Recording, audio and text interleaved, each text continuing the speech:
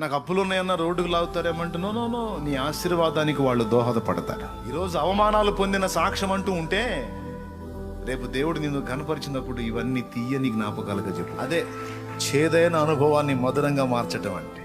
చాలు కావాలనే దేవుడు నిన్ను అవమానానికి అప్పగిస్తాడు. ఎందుకు తెలుసా?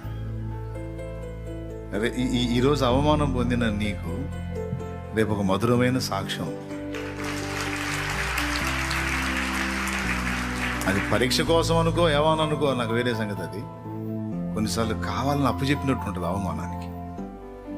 అది ఒట్టి పుణ్యానికి వచ్చి దారుణంగా అవమానపరిచిపోతారు. పల్లె బాధ ఏంది జీవితం, పల్లె బాధేయటం కదా, బాధపడ స్తోత్రం అనుకో, స్తోత్రం అనుకో. నిన్ను అవమానపరిచిన ప్రతిసారి దీవెనలు నీ మీద కుమ్మరించడానికి దేవుడు రెడీగా ఉంటాడు.